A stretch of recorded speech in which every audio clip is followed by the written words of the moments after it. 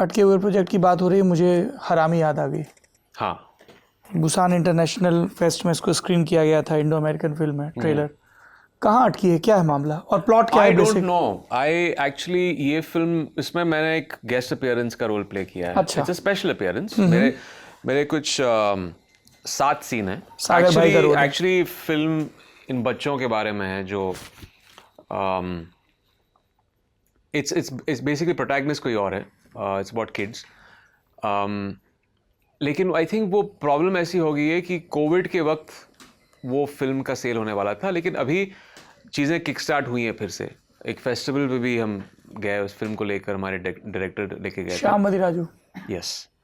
तो I am waiting for that. यही चीज़ actually unfortunately मेरी दूसरी फिल्म के साथ हुआ, जो एक इंटरनेशनल प्रोजेक्ट थी, जो टाइगर्स थी, जो दानिश तानोविक के साथ।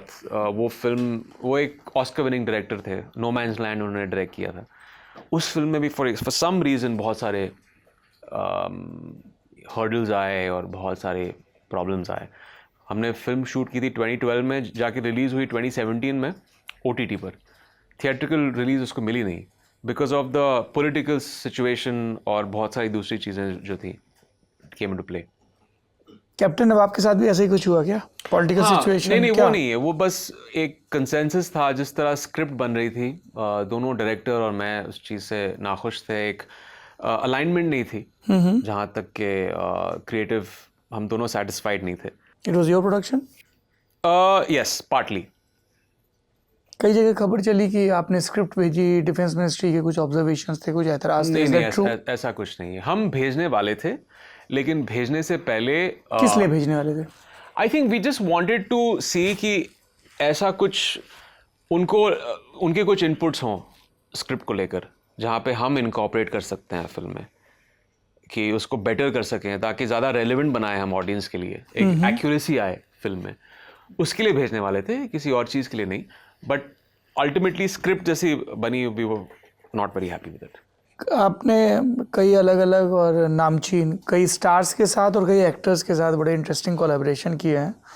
मैं चाह रहा था उस पर कुछ आप हमें बताएं। जैसे आप कसूर में एडी थे, उसमें इरफान साहब भी हैं, और फिर आपने उनके साथ एक फिल्म भी की। पहला सीन एक्चुअली मेरे लाइफ का, फिल्म इंडस्ट्री का पहला सीन जो मैंने देखा है, इरफान साहब का देखा था।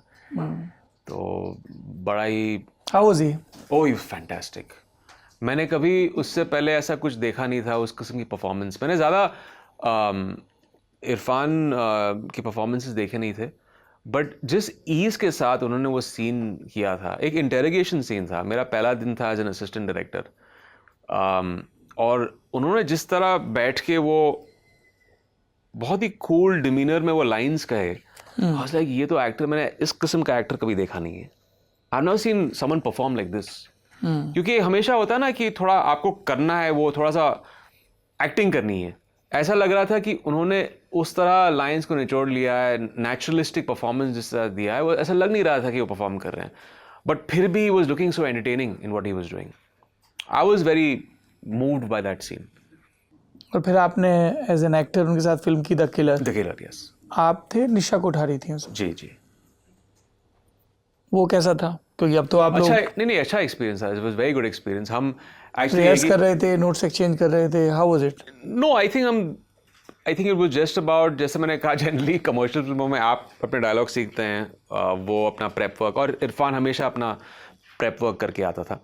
और फिर हम पूरी 60% तो वो टैक्सी में ही थी जी, दुबई में, तो सारे जो डायलॉग्स थे उसी चीज़ में, उस गाड़ी में थे।